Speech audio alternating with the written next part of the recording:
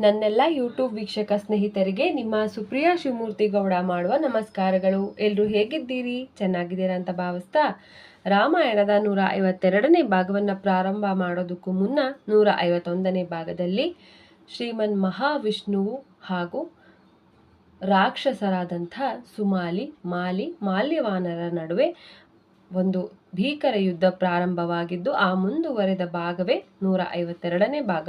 ಈ ಒಂದು ಭಾಗದಲ್ಲಿ ಏನೆಲ್ಲ ಆಗುತ್ತೆ ಅನ್ನೋದನ್ನು ನಾನೀಗ ವಿವರಿಸ್ತಾ ಹೋಗ್ತೀನಿ ಸ್ನೇಹಿತರೆ. ಮಾಲಿಯ ಅದ್ಭುತವಾದ ಸಾಹಸ ಕಾರ್ಯವನ್ನು ಕಂಡ ರಾಕ್ಷಸ ಯೋಧರು ಹರ್ಷದಿಂದ ಕೂಗಿದರು. ಆದರೆ ರಾಕ್ಷಸರ ಹರ್ಷೋದ್ಗಾರವನ್ನು ಕೇಳಿ ಕೋಪಗೊಂಡ ಭಗವಂತನು ತನ್ನ ಸುದರ್ಶನ ಚಕ್ರವನ್ನು ಪ್ರಯೋಗಿಸಿದನು. ಬೆಳಗುತ್ತಿದ್ದ ಚಕ್ರವು ಮಾಲಿಯ ತಲೆಯನ್ನು ಕತ್ತರಿಸಿತು. ತಮ್ಮ ಸೋದರನ ಸಾವನ್ನು ಕಂಡ ಸುಮಾಲಿ ಮತ್ತು ಮಾಲ್ಯವಾನರರು ದುಃಖಭರಿತವಾಗಿ ಲಂಕೆಗೆ ಹಿಂದಿರುಗಿದರು. ಅನಂತರ ದೇವತೆಗಳು ಭಗವಂತನನ್ನು ಬಹಳ ಸಂತೋಷದಿಂದ ಅಭಿನಂದಿಸಲು ಬಂದಾಗ ಚೇತರಿಸಿಕೊಂಡ ಗರುಡನು ತನ್ನ ರೆಕ್ಕೆಗಳನ್ನು ಬೀಸುತ್ತಾ ಉಳಿದ ರಾಕ್ಷಸರನ್ನು ಚೆಲ್ಲಾಪಿಲ್ಲಿ ಮಾಡಿದನು. ಹೀಗೆ ಹಲವಾರು ರಾಕ್ಷಸರು ಆಕಾಶದಿಂದ ಸಮುದ್ರಕ್ಕೆ ಬಿದ್ದರು. ಆಗ ಅವರ ಅವಸ್ಥೆಯನ್ನು ಕಂಡ ಮಾಲ್ಯವಾನನನು, ಓಹೋ ವಿಷ್ಣುವೆ, ಯುದ್ಧ ಮಾಡುವ ಆಸಕ್ತಿಯನ್ನು ಬಿಟ್ಟಿರುವವರ ಮೇಲೆ ಆಕ್ರಮಿಸುತ್ತಿರುವ ನಿನಗೆ ಯುದ್ಧದ ನಿಯಮಗಳು ತಿಳಿದಿಂತಿಲ್ಲ. ನೀನು ಯುದ್ಧ ಭೂಮಿಯ ಮೇಲೆ ಇನ್ನೂ ಸ್ವಲ್ಪ ಸಮಯ ಉಳಿದರೆ ನಿನ್ನ ಈ ಕ್ರೂರ ನಡತೆಗಾಗಿ ನಾನು ನಿನ್ನನ್ನು ಶಿಕ್ಷಿಸುತ್ತೇನೆ ಎಂಬುದಾಗಿ ಸವಾಲೆಸೆದನು. ಅದಕ್ಕೆ ಭಗವಾನ್ ನಾರಾಯಣನು, ನಿನ್ನ ಆಪಾದನೆಯು ನ್ಯಾಯಸಮ್ಮತವಾದುದಲ್ಲ. ನಾನು ದೇವತೆಗಳಿಗೆ ರಕ್ಷಣೆ ನೀಡುವೆನೆಂಬ ನನ್ನ ಮಾತನ್ನು ನೆರವೇರಿಸುತ್ತಿದ್ದೇನೆ ಅಷ್ಟೇ. ಏನೇ ಆದರೂ ನಾನು ನನ್ನ ಭಾಷೆಯನ್ನು ಪೂರೈಸುತ್ತೇನೆ ಎಂದರು. ಇದನ್ನು ಕೇಳಿದ ಮಾಲ್ಯವಾನನು ಒಂದು ಬಲ್ಲೆಯನ್ನು ಎಸೆದನು. ಆದರೆ ತನ್ನ ಎದೆಯನ್ನು ಛೇದಿಸಿದ ಆ ಬಲ್ಲೆಯನ್ನು ಸರಾಗವಾಗಿ ಹೊರತೆಗೆದ ಭಗವಂತನು ಅದನ್ನು ರಾಕ್ಷಸನ ಕಡೆಗೆ ಎಸೆದನು. ಆಗ ಮಾಲ್ಯವಾನನ ಎದೆಗೆ ಒಡೆದ ಆ ಬಲ್ಲೆಯು ರಾಕ್ಷಸನ ಕವಚವನ್ನು ಚೂರು ಚೂರು ಮಾಡಿತು ಮತ್ತು ಅವನು ರಥದ ಮೇಲೆ ಮೂರ್ಛಿತನಾಗಿ ಬೀಳುವಂತೆ ಮಾಡಿತು.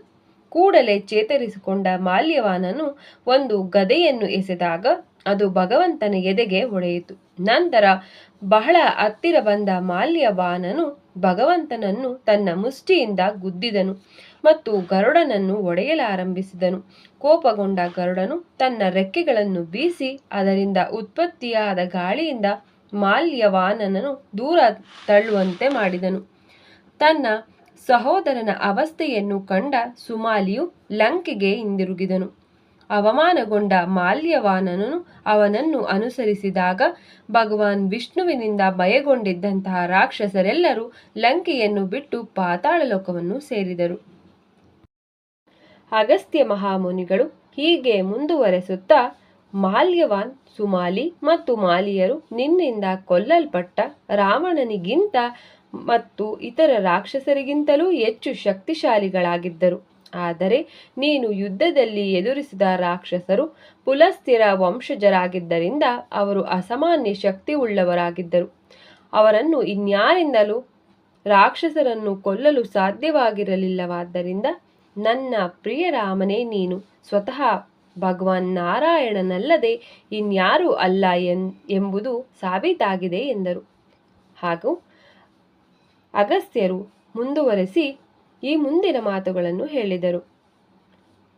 ಸುಮಾಲಿಯು ಭಗವಾನ್ ವಿಷ್ಣುವಿನ ಭಯದಿಂದ ಪಾತಾಳ ಲೋಕದಲ್ಲಿ ಅಲೆದಾಡುತ್ತಿದ್ದಾಗ ತನ್ನ ತಂದೆಯ ಆಜ್ಞೆಯನ್ನು ಪಾಲಿಸಿದ ವೈಶ್ರವಣನು ಲಂಕೆಯಲ್ಲಿ ವಾಸ ಮಾಡಲು ಪ್ರಾರಂಭಿಸಿದನು. ಸ್ವಲ್ಪ ಸಮಯದ ನಂತರ ತನ್ನ ಸುಂದರವಾದ ಪುತ್ರಿಯನ್ನು ಕರೆದುಕೊಂಡು ಅವಳಿಗೆ ಅನುರೂಪನಾದಂತಹ ವರನನ್ನು ಹುಡುಕಲು ಪಾತಾಳ ಲೋಕವನ್ನು ಬಿಟ್ಟು ಭೂಲೋಕದಲ್ಲಿ ಅಲೆದಾಡಲು ಹೋದ ಸುಮಾಲಿಯು ತನ್ನ ಪುಷ್ಪಕ ವಿಮಾನದಲ್ಲಿ ಸಂಚರಿಸುತ್ತಿದ್ದ ವೈಶ್ರವಣನನ್ನು ಕಂಡನು. ಆ ಸ್ವರ್ಗೀಯ ವಾಹನವನ್ನು ಕಂಡು ಸುಮಾಲಿಯು ಆಶ್ಚರ್ಯಗೊಂಡನು. ಕೂಡಲೇ ಪಾತಾಳ ಲೋಕಕ್ಕೆ ಹಿಂದಿರುಗಿ ರಾಕ್ಷಸರ ಕುಲದ ಯೋಗಕ್ಷೇಮದ ಬಗ್ಗೆ ಯೋಚಿಸುತ್ತಾ ಕೊನೆಗೆ ಒಂದು ದೃಢವಾದ ನಿರ್ಧಾರವನ್ನು ತೆಗೆದುಕೊಂಡ. ಅವನು ತನ್ನ ಪುತ್ರಿಯಾದ ಕೈಕಸಿಯನ್ನು ವಿಶ್ರವನಿಗೆ ಕೊಟ್ಟು ಮದುವೆ ಮಾಡಲು ಇಚ್ಛಿಸಿದನು. ಅನಂತರ ವಿಶ್ರವನ ಮನೆಗೆ ವಿಧೇಯತೆಯಿಂದ ಹೋದ ಕೈಕಸಿಯು ಲಜ್ಜೆಯಿಂದ ಅವನ ಎದುರು ನಿಂತುಕೊಂಡು ಕಾಲಿನ ಹೆಬ್ಬೆರಳಿನಿಂದ ನೆಲವನ್ನು ಕೆರೆಯತೊಡಗಿದಳು. ಅಶ್ವಮೇಧ ಯಜ್ಞವನ್ನು ಆಚರಿಸುತ್ತಿದ್ದ ವಿಶ್ರವನು ಕೈಕಸಿಯು ಅಮಂಗಳಕರ ಸಮಯದಲ್ಲಿ ಬಂದಿರುವಳೆಂದು ತಿಳಿದಿದ್ದರೂ ಸಹ, ಯುವತಿಯೇ, ನೀನು ಯಾರು? ನೀನು ಇಲ್ಲಿಗೆ ಬಂದಿರುವ ಉದ್ದೇಶವೇನು ಎಂಬುದಾಗಿ ಕೇಳಿದನು. ಆಗ ಕೈಕಸಿಯು, ನಾನು ಸುಮಾಲಿಯ ಮಗಳು ಮತ್ತು ನನ್ನ ಹೆಸರು ಕೈಕಸಿ. ನಿಮಗೆ ಇನ್ನೇನಾದರೂ ತಿಳಿಯಬೇಕಿದ್ದಲ್ಲಿ ಅದನ್ನು ನೀವು ನಿಮ್ಮ ಆಧ್ಯಾತ್ಮಿಕ ಶಕ್ತಿಯಿಂದ ದಯವಿಟ್ಟು ಕಂಡುಕೊಳ್ಳಬೇಕೆಂದು ನಾನು ಕೇಳಿಕೊಳ್ಳುತ್ತೇನೆ ಎಂದು ಉತ್ತರಿಸಿದಳು. ಅನಂತರ ಧ್ಯಾನಸ್ಥನಾದಂತಹ ವಿಶ್ರವನು ಕೈಕಸಿಯ ಮನಸ್ಸನ್ನು ಓದಿ ಹೇಳಿದನು, ನಿನಗೆ ನನ್ನಿಂದ ಮಕ್ಕಳನ್ನು ಪಡೆಯಬೇಕೆಂಬ ಆಸೆ ಇದೆ. ನಿನ್ನ ಆಸೆಯನ್ನು ಪೂರೈಸಬಹುದು. ಆದರೆ ನೀನು ಅಶುಭ ಗಳಿಗೆಯಲ್ಲಿ ಬಂದಿರುವ ಕಾರಣದಿಂದ ನಿನ್ನ ಮಕ್ಕಳು ಭಯಾನಕ ರಾಕ್ಷಸರಾಗುತ್ತಾರೆ ಎಂದನು. ಆಗ ಕೈಕಸಿಯು ಪ್ರತ್ಯುತ್ತರಿಸಿದಳು, ನನಗೆ ನಿಮ್ಮಿಂದ ಅಂತಹ ಮಕ್ಕಳನ್ನು ಪಡೆಯಬೇಕೆಂಬ ಆಸೆ ಇಲ್ಲ. ಆದ್ದರಿಂದ ದಯವಿಟ್ಟು ನನ್ನ ಮೇಲೆ ಕರುಣೆ ತೋರಿ ಎಂದಳು. ಅದಕ್ಕೆ ಸಮ್ಮತಿಸಿದ ವಿಶ್ರವನು, ಎಲ್ಲವನ್ನು ಬದಲಾಯಿಸಲಾಗದು, ಆದರೆ ವಿನಾಯಿತಿಯಾಗಿ ನಿನ್ನ ಕೊನೆಯ ಮಗನು ಬಹಳ ಧರ್ಮಶ್ರದ್ಧೆಯುಳ್ಳವನಾಗಿ ಪ್ರಸಿದ್ಧನಾಗುವಂತೆ ಮಾಡಬಹುದು ಎಂದನು. ಕಾಲಕ್ರಮೇಣವಾಗಿ ಕೈಕಸಿಯು 10 ತಲೆ ಹಾಗೂ 20 ಕೈಗಳುಳ್ಳ, ಒಂದು ದೊಡ್ಡ ಬಾಯುಳ್ಳ ಹಾಗೂ ಉದ್ದವಾದ ಹಲ್ಲುಗಳುಳ್ಳ ಒಂದು ಭೀಕರವಾದ ಪುತ್ರನಿಗೆ ಜನ್ಮ ನೀಡಿದಳು. ಅವನ ಜನ್ಮದ ಸಮಯದಲ್ಲಿ ಭೂಮಿಯು ಕಂಪಿಸಿದರೆ ಉಲ್ಕೆಗಳು ಆಕಾಶದಿಂದ ಬಿದ್ದವು ಹಾಗೂ ಭೀಕರವಾದ ಗಾಳಿ ಬೀಸಲಾರಂಭಿಸಿತು. ಅಲ್ಲದೆ ಎಲ್ಲ ಜೀವಿಗಳ ಹೃದಯದಲ್ಲಿ ಭಯ ತುಂಬಿಕೊಂಡಿತು. ಅವನಿಗೆ 10 ತಲೆಗಳಿದ್ದ ಕಾರಣದಿಂದ ಅವನಿಗೆ ದಶಗ್ರೀವ ಎಂಬ ಹೆಸರನ್ನು ಇಡಲಾಯಿತು. ಸ್ವಲ್ಪ ಸಮಯದ ನಂತರ ಕುಂಭಕರ್ಣನು ಜನಿಸಿದನು. ಅವನು ಎಲ್ಲ ಜೀವಿಗಳಿಗಿಂತ ದೊಡ್ಡ ದೇಹವನ್ನು ಹೊಂದಿದ್ದನು. ಕುಂಭಕರ್ಣನ ನಂತರ ಬಹಳ ಕುರೂಪಿಯಾಗಿದ್ದ ಶೂರ್ಪಣಖ ಎಂಬ ಮಗಳು ಜನಿಸಿದಳು. ಕೊನೆಯ ಮಗನು ವಿಭೀಷಣ. ಈ ಶ್ರೇಷ್ಠವಾದ ಮಗುವು ಜನಿಸಿದಾಗ ಸಂತೋಷಗೊಂಡ ದೇವತೆಗಳು ಸ್ವರ್ಗದಿಂದ ಪುಷ್ಪವೃಷ್ಟಿ ಮಾಡಿದರು. ಅನಂತರ ಸ್ನೇಹಿತರೆ, ರಾಮಾಯಣದ 152ನೇ ಭಾಗವನ್ನು ನಾನಿಲ್ಲಿಗೆ ಮುಕ್ತಾಯಗೊಳಿಸ್ತಿದ್ದೀನಿ. ಈ ಒಂದು ಕತೆ ಮುಂದುವರಿಯುತ್ತೆ, ಮುಂದಿನ ಭಾಗದಲ್ಲಿ ನೋಡೋಣ ಅಂತ ಹೇಳ್ತಾ ನಿಮಗೆಲ್ಲರಿಗೂ ನನ್ನ ನಮಸ್ಕಾರ. ಹರ ಹರ ಮಹಾದೇವ. ಜೈ ಶ್ರೀರಾಮ್.